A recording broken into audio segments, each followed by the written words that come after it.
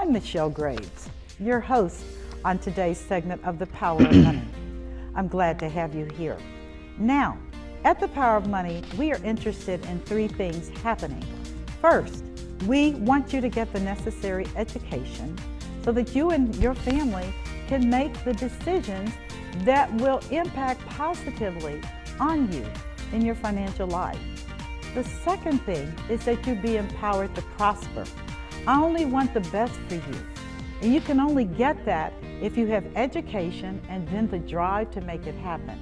And the third thing that is so important to me is that you recognize that life is more than a journey and that you be energized so that you can begin to participate in the truly joyous experience of living.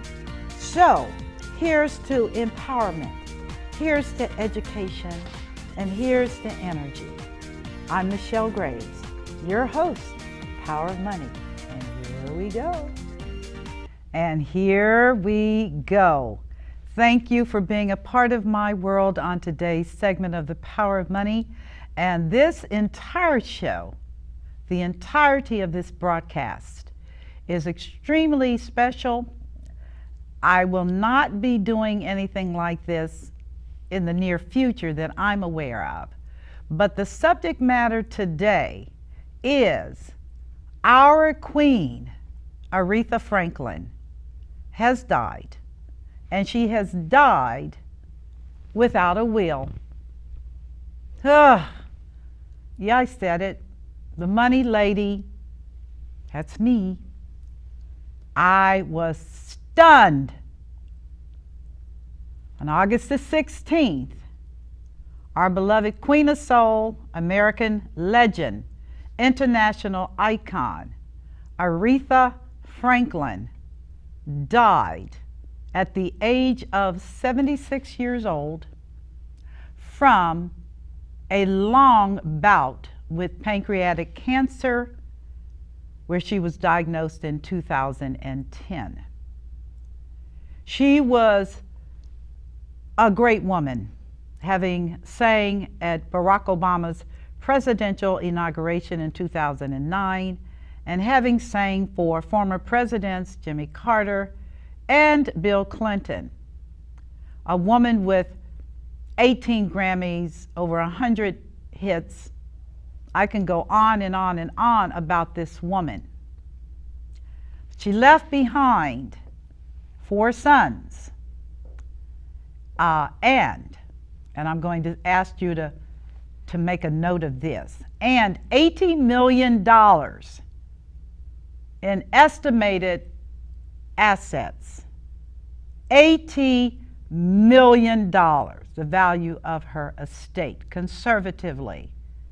She also left behind to mourn her loss her devoted longtime companion and partner, who attended to her throughout this ordeal, even up until her transition. They were never married. Now, how do we know she died without a will? Because one of her sons, Clecaf, presented before the court on behalf of his mother and with the agreement of his 3 other brothers, and signed documentation and in fact admitting to her status, or the estate status, as intestate. That means there was no will. Simply put, there was no will by the family's own assessment. They appointed, or I should say they recommended, the appointment of one of her nieces to handle the administration of the estate, which is very similar to an executor or an executrix if she had a will. It's up to the court and the probate judge to approve their recommendation. Now, That, folks, was totally shocking to me. First, because she had been suffering for many, many years. At some point, she had to know that her days were numbered. Pancreatic cancer is horrific. And having seen people that I know have that disease, I will tell you, it's not a pretty thing to watch. They literally die in front of you. Insufferable pain that has to be controlled by a drip as they continue down the path. I was also profoundly shocked that none of her entourage of friends and legal professionals, because she's in the music business. She wrote music, she sang music, she had attorneys, personal attorneys, corporate attorneys, attorneys to handle music rights, distribution.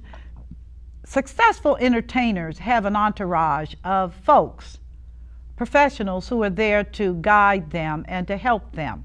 And I could not understand for the world of me why no one was there to tell her, even as she faced her last breath, to get this done.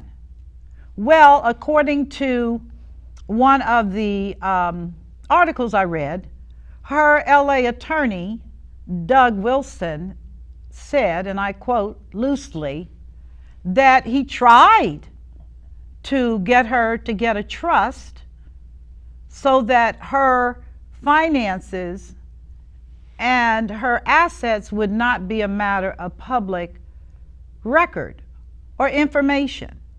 And he said that totally unsuccessful. She wouldn't do it. Now let me give you some background here. Aretha Franklin, and I do not know her personally, but I am an avid fan of hers. I bought my first Aretha Franklin album when I was 15 years old, and never had a man to love. I think that was her first album that went gold, and I bought it, and then I went to see her again. Me and my then boyfriend, we actually went and saw her. Teenagers. We went to Music Hall in Cincinnati. We were so excited. I had on my dashiki at that time. And I mean, I fell in love with this woman. I did. And I've been a lifelong fan of hers. The last time I saw her, she was approximately 3 years ago, maybe less than that. I went to Riverbend in Cincinnati, Ohio, where she did an outdoor concert, and she cut the concert short because she was clearly not at her best.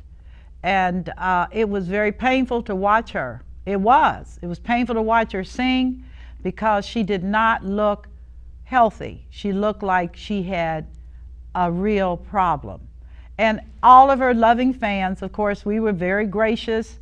And the fact that she cut the concert short and admitted, she said, I'm here because I committed to my fans, but I am not well. She said it. And we all kind of nodded our heads because we had heard the rumors too, but to see it in front of you was something else. So when her attorney said, the one that handles all of her bookings and music rights, etc., he said, I talked to her about this and she just wouldn't do it. And I said to myself, this is beyond devastating. This is beyond devastating. And therefore, I am devoting this show to talking about our beloved Queen died without a will. And as a wake-up call for all of you that are watching this show, if you are in the United States of America and you are watching this show right now, you need to be well advised that this is a country that is governed by laws. When you're born, they record it, and Social Security number, And when you die, they record that as well. The time of death, what county you died in, because that's going to determine where your estate's going to be probated. The probate, which is the allocation and disposition of your assets at time of death, is a state process. It's not a federal process. It's state, and probating occurs in the county that you're domiciled in. So in her case, even though she lived in Detroit, which is Wayne County, she her death certificate said that she lived in, I think it was a city that's a part of another county, Oakland. And so that's where she's going to be, her estate is going to be probated. I doing this because nobody expects to die. It's just counterintuitive. Who wants to think about you're going to be in a box? But I'm here to tell you, as God is my witness and God is my judge, like you were born, you're going to leave this earth. And the government's position is, our job is to make sure everything is orderly, make sure everything is disposed of and accounted for properly, make sure the Internal Revenue Service gets paid. Did you hear me? The Internal Revenue Service is going to get a fat check if you didn't handle your affairs properly so that you could itemize, dispose of things, and pay your federal tax bill on income tax. Couple of things. With the change in tax law, for you to have any kind of federal estate tax obligation, your estate has to be worth, I think, well, I know it is, it's over 5.6 million, I think, for 2018. I'm not precise, but I'm close. So basically, if you have less than that in total assets, you don't even have to worry about federal estate tax. But you still have to deal with income tax, because the government's still going to want to collect and have you pay, or your estate pay, on any kind of income tax. And if your estate is over that amount, there's a pretty stiff tax, namely 40% will go to them under the estate tax moniker. Now, if you live in the state of Ohio, there's no state inheritance or estate tax. That was done away with, I believe, in 2013. I'm not so sure about Michigan. I can't speak for the laws in Michigan. And for the record, for all of you that are worried, I am not an attorney. If you've been watching this show over the years, you know I'm not an attorney. I'm a financial advisor. My specialty is in retirement planning, estates, working with elder law attorneys to make sure things are properly structured for the client, and insurance. I sell a lot of insurance, life insurance and disability and that type of stuff. I don't get involved with health insurance. I don't get involved with Medicare, anything like that. There are professionals out there that do that and do an awesome job.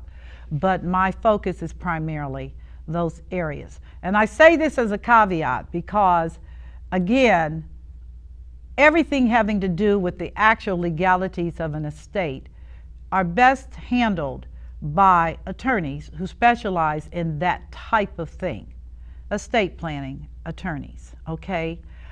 If the family, which in her case, her sons named a niece to be the administrator, she will be required to have an attorney to help her, and probably lots of them, to help itemize the assets of the estate, to determine what liabilities or debts are tied up in the estate, and to operate in a responsible way to make sure that all items are properly categorized, that creditors are notified so that they can file claim and get their money, and that expenses are isolated and identified, because attorneys have to be paid, administrators have to be paid too.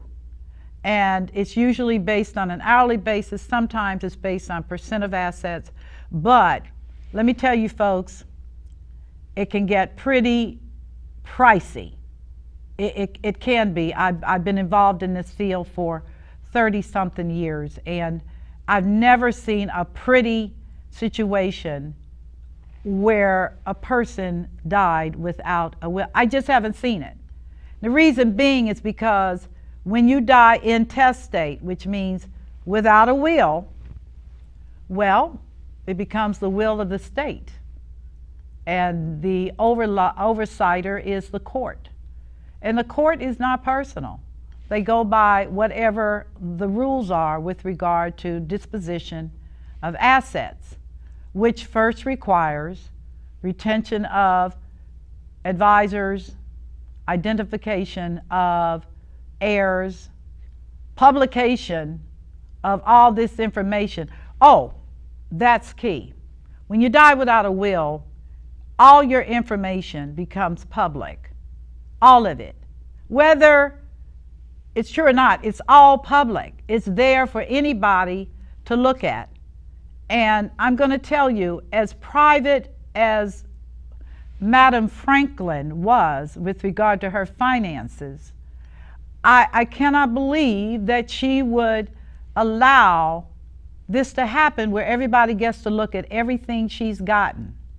And I'm going to tell you the other thing about intestate is that there are legitimate heirs that have a legitimate claim, namely children, and then there are others. And when I say others, well, you know what? When a person dies, it just seems like every cockroach in the world pops up. I mean, it's like, you kidding me? Who's that? Oh, that's her second cousin's cousin. And they say she owes them. And here's the paper. It can be fraudulent. It's up to the court to decide. Because she did not take the steps to make sure that her information was private, which could have been done very simply, viewers, very simply through a trust. Don't fog over. Don't go into Alice in Wonderland now, because I'm talking to you straight, and I want you to understand. It's not that deep. You have a trust, because a trust, if she died, everything would go into the trust, pour into the trust, and it would not be public record or public information. Done deal, sealed, next.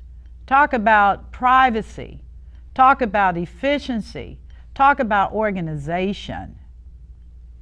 That's what a trust does for you, period. It's not a super rich man's tool.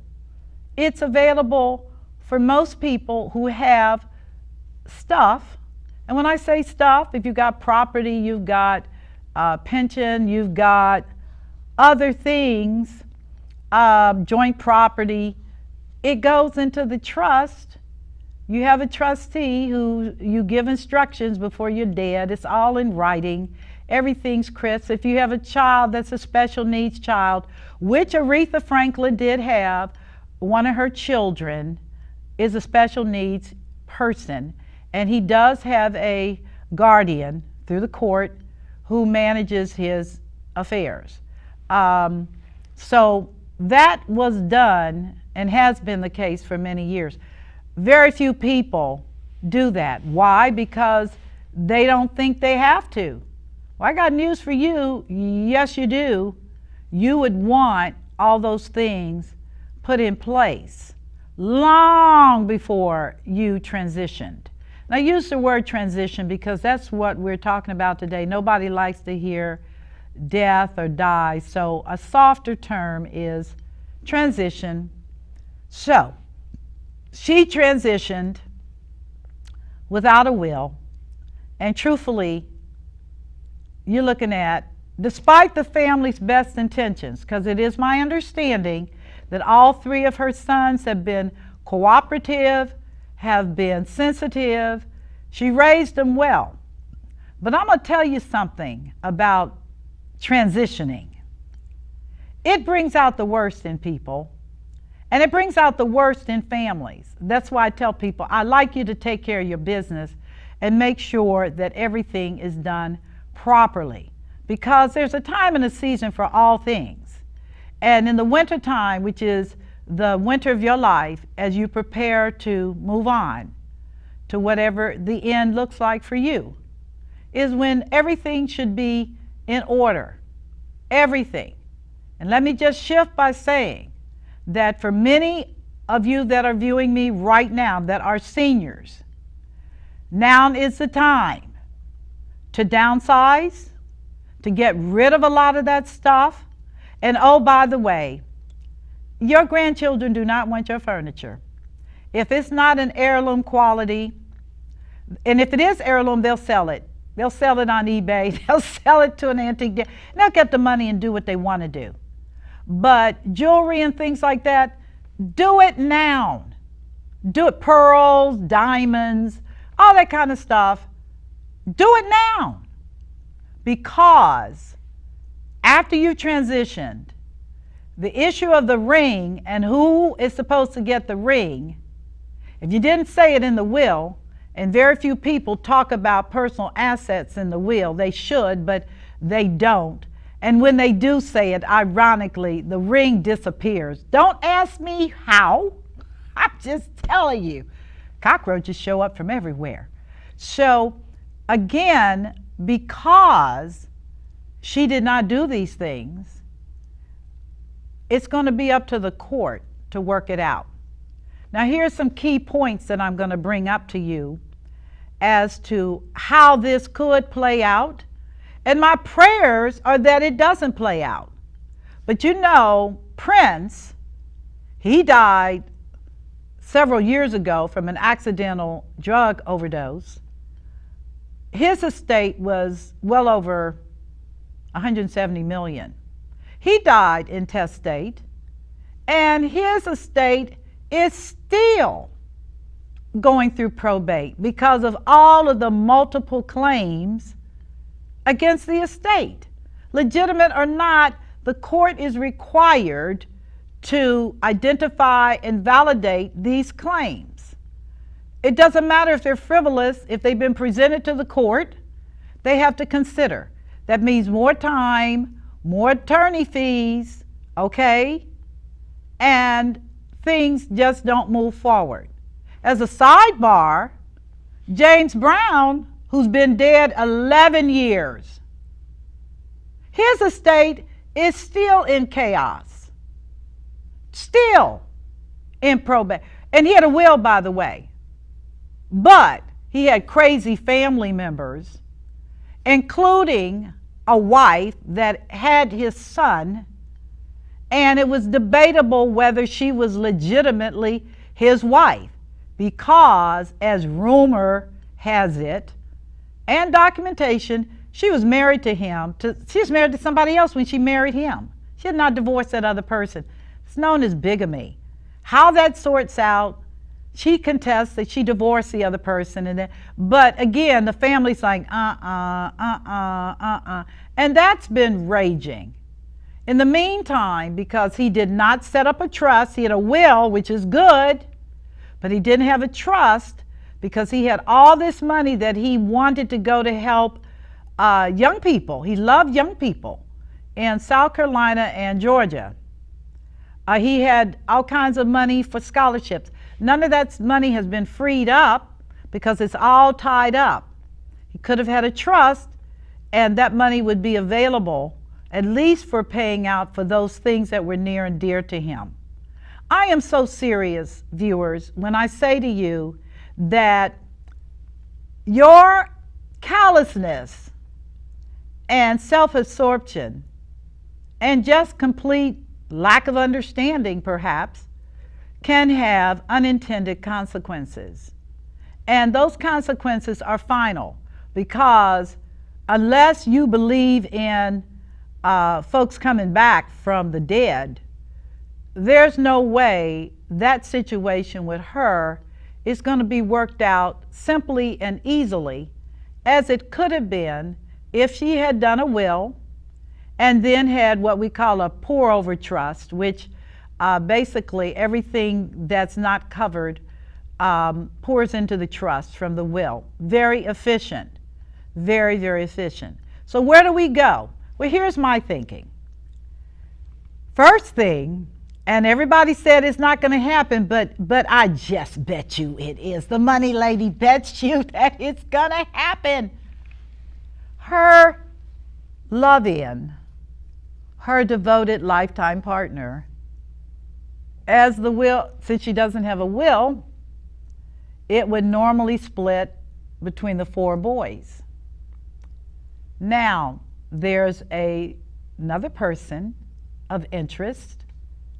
I'm just speculating, but I think I know human nature. I've been doing this for a long time. He is definitely going to retain an attorney and force the court to consider him as an interested party to make sure that he gets money from the estate since they were not married. Now, if they were married, he would automatically get half, with the remaining heirs getting the balance. But since they weren't married, he's going to have to contest and argue that he has an entitlement to a claim against the estate. And you know what? For the record, I'm not upset with that. Although, from a legal perspective, I fully recognize, and you need to know, particularly for those of you who are shacking together, also known as common law, that in the United States, with the exception of a very few states, common law doesn't even have standing. Meaning, you know, you're out. You can try to petition, you can try to fight. If a person has a will and you're not named in the will, or if you're not on their property under a joint tenancy with right of survivorship, which just simply means that when they die, the property conveys to you. If those moves have not been taken, then you know what? You're out. You're out big time. And so as I tell people all the time, as Beyonce, or as the young people say, Bey says, put a ring on it. Put a ring on it. There's no benefit to you shacking with anybody. If they got money, you better be married to them, okay? If they even got a little bit of money, you need to be married to them.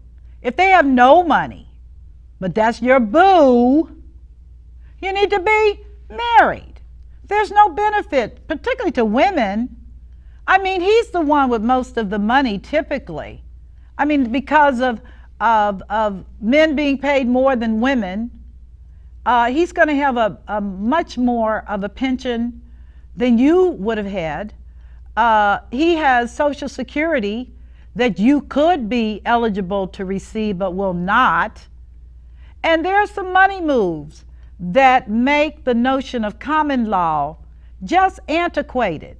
It is not cute in your 50s, 60s, 70s, and God forbid your 80s to be talking about, we don't believe in marriage.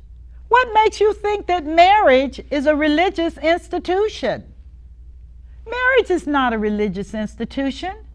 Marriage is a recording of the two of you combining your assets. It's a business. And it allows the IRS to track you. It allows a whole lot of other entities to track you. And again, there are benefits that transition the emotional, oh, well, we're both doing our own thing. Are you rich on your own? Then what do you need? What do you mean? I only say that as a sidebar because I don't even get it. I really don't get it. When I'm looking at married women struggling when their husbands die, I'm trying to think about the woman who's shacky, how she's working it. And particularly if there are children involved. I mean, it just gets messy and complicated. And as I share with you, and if you haven't picked this up yet, pick it up. Probate is a legal process. Legal, just like marriage. When you get married by a church, you still have to have a legal instrument that is taken down to the courthouse and duly recorded. Matter of public record. Anybody can pull you up and find out. Actually, look at the document today. That stuff scanned in and you can get to look at everybody's stuff. Same thing with divorces.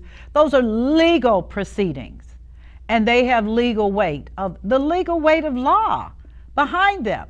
You can't slip and slide and think you're going to get by.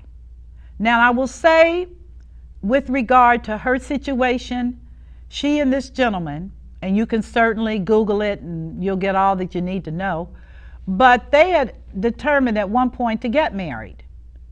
And she just said she wasn't ready to do that.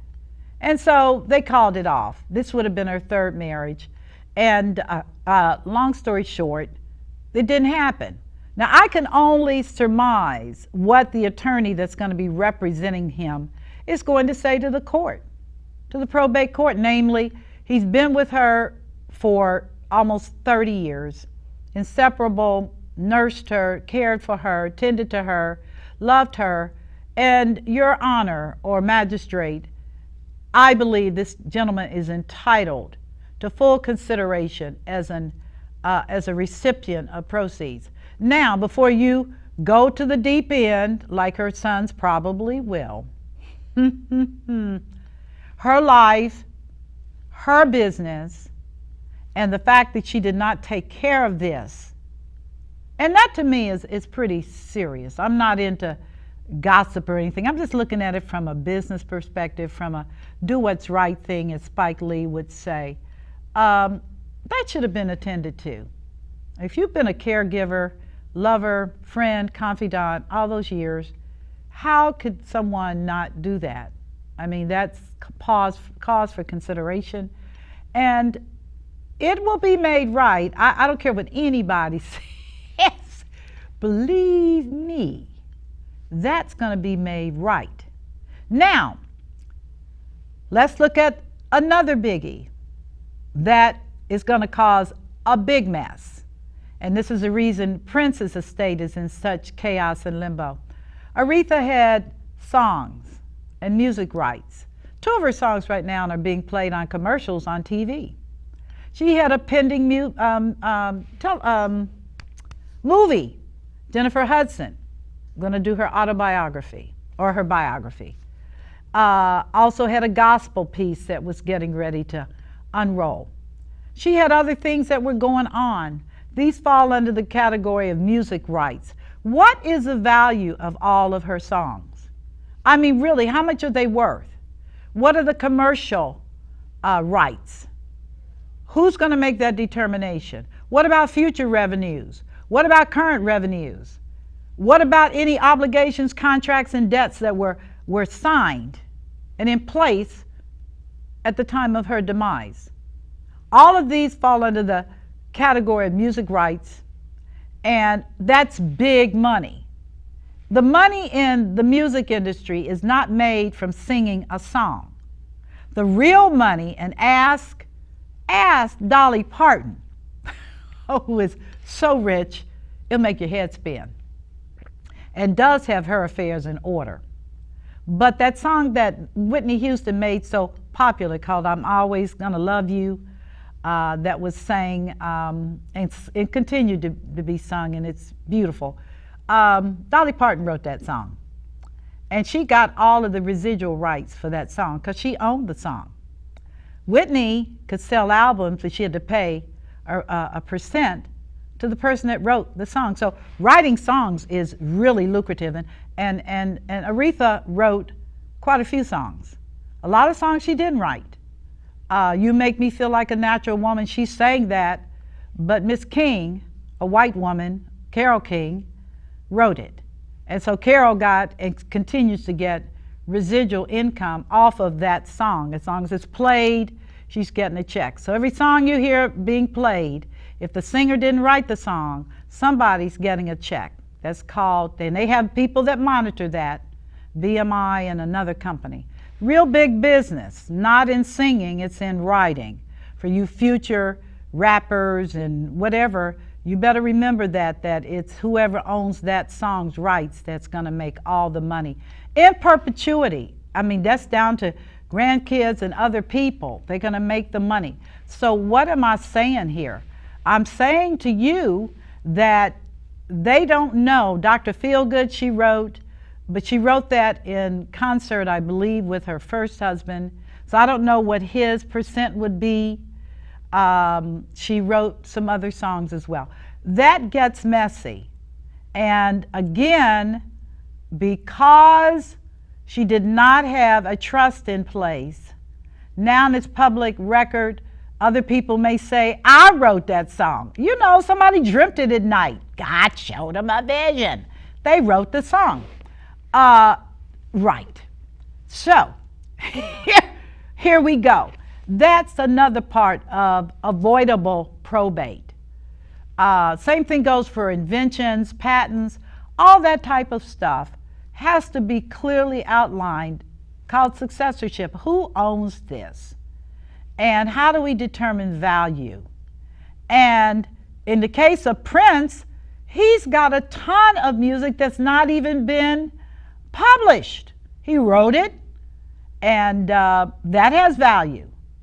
Another person that did not have a will was Tupac Shakur, who died when he's 25. And he wrote a bunch of music. He didn't have a will. And, you know, establishing value can be a good thing or a bad thing. If the value is not accurate, it could cause a real loss to the heirs.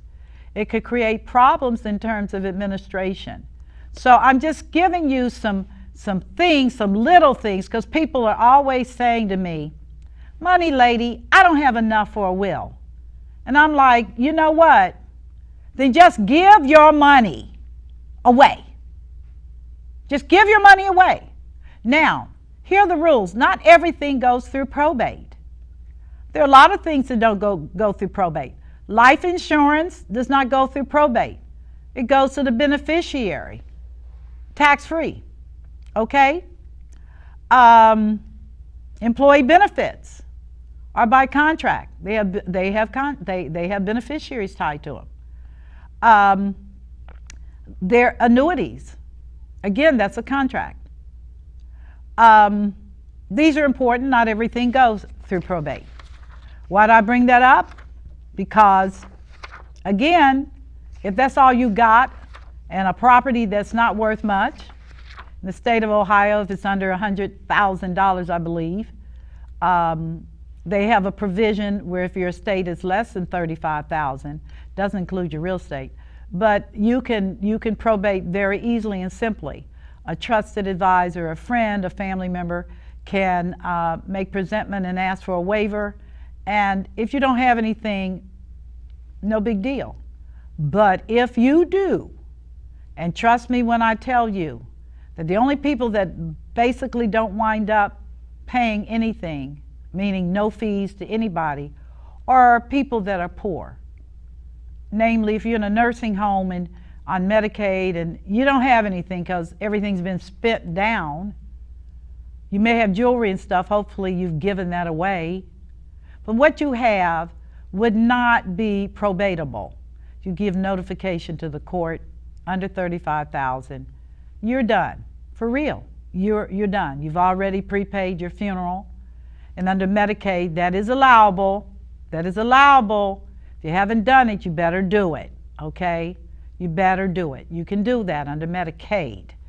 But for the rest of us puppies, if you don't have a will, or if you don't have a properly structured trust to absorb everything from the will, then you're looking at additional costs, even though Ohio has no inheritance tax or estate tax, okay? Kentucky, I believe, does. I'm not so sure about Indiana, and I'm not an expert on all these other states. So if you're a person that has property all over the place when you die, and you don't have a trust, you will find yourself having to probate in every state that that property's in. Okay, so if you're one of those people that like to have property to let your friends know that you had it going on and you did not liquidate and consolidate, which is so important as you grow older, get rid of it. Get rid of it. Talk to your attorneys about gifting to your kids, grandkids. Get that stuff out of your name. It's a season in your life where things are concluding, not where you're showcasing your ability to handle assets efficiently. Real estate is an asset, and you really do want to kind of close in ranks and make sure that your assets are local, or at least in the state that you domicile in. Now, there are some exceptions if you're involved in REITs, real estate investment trusts, those kind of things where you are an investor and not necessarily an owner. Again, you can talk to your attorney. Mind you, I say talk to your attorney and make sure they're an estate planning specialist. I didn't say a general practitioner. Estate planning is complicated, and the more children you have, woo, the messier it's gonna get. Because believe it or not, when they were little and you knew they were fighting and cutting and carrying on with each other, pounding each other on the head, hitting each other with bats and, you know, everything else, do you think it gets better because they're older? Nah.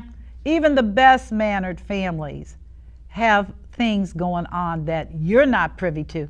One of the things, just as a sidebar, one of the things my mother was bemoaning to me is, you know, these kids don't give their parents any time of day now that we're older. I said, you cannot say that. Well, I didn't say me, but other people, they tell me. And I said, but you don't know what went on behind those closed doors. You don't know what the family dynamics were and what they are.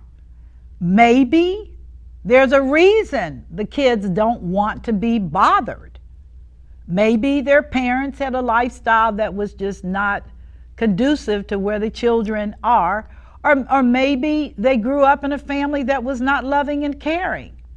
And I reminded her of an article I read in the New York Times not too long ago, you can look it up yourself, which talked about the number of adults that have severed with their parents, want nothing to do with their parents, want nothing to do with anything, and are waiting for their parents to die. Well, as I tell the adult children, if they die in a nursing home, don't worry, you won't get anything anyway, because most of it will be liquidated to pay their monthly fees for living there. Yeah, or nursing homes today, $12,000 a month if you've got memory issues, between 8 and 12 if you just live in life, but very, very expensive. And so that's my take on that.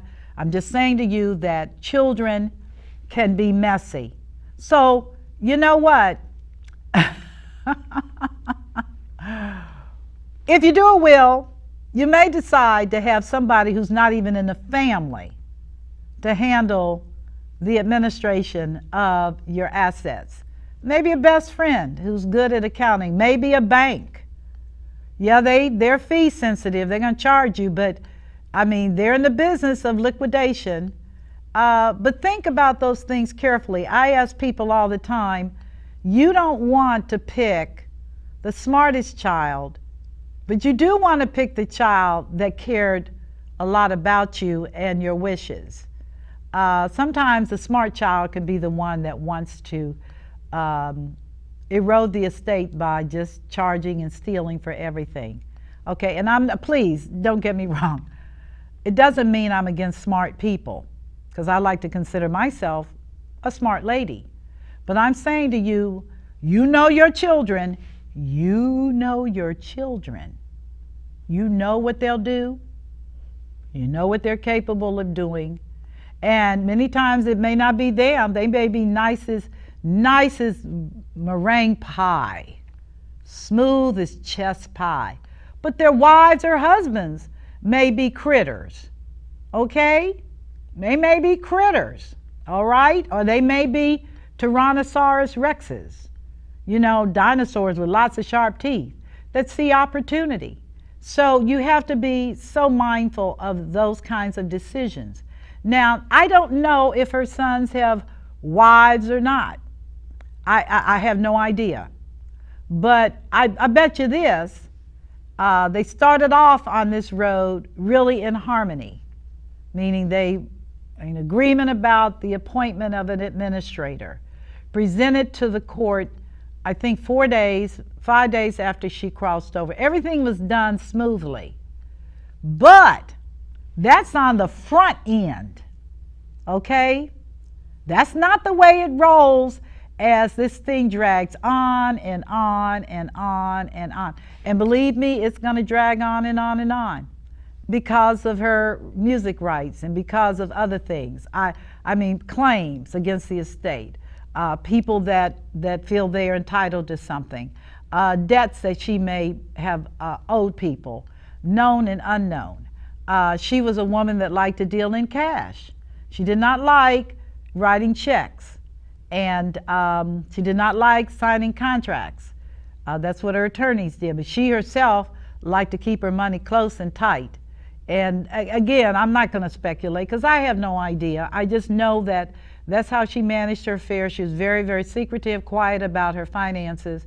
But secret's out now, privacy's out now, everything's public information, and boom, there we go. Now, how could she have avoided this? First, by knowing that this will get completed at some point. Highest urgency is satisfying the IRS. They want a reporting within 9 months and no later than 18 months on what kind of money they're looking at getting. And in this case, they're going to get a lot. So I know they're going to be pushing the button with the poor administrator who's going to wonder midstream if she needed to have her head examined.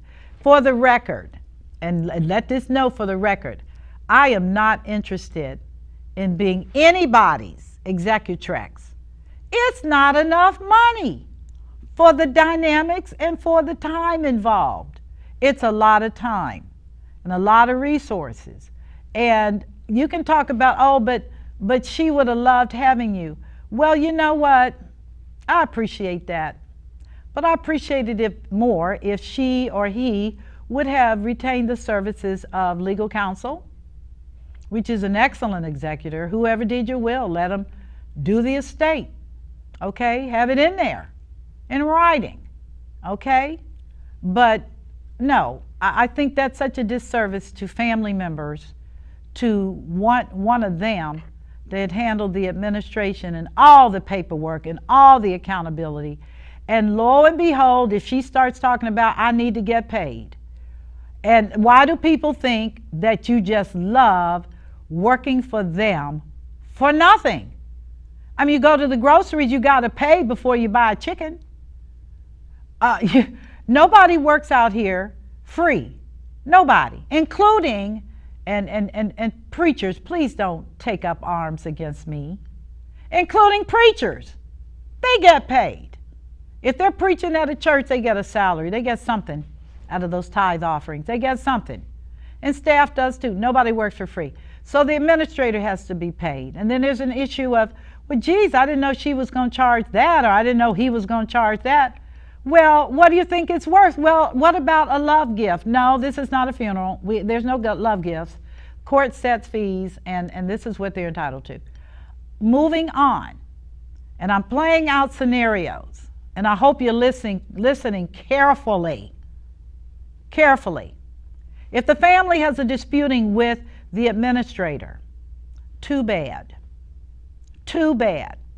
The court controls this process. And if they have sanctioned the administrator to handle this, along with an attorney of her choosing or their choosing, sometimes they make the decision, sometimes the administrator can. The family doesn't have anything to say about that at all. If they don't like how she's doing it, too bad. If they don't like the money she's spending, too bad.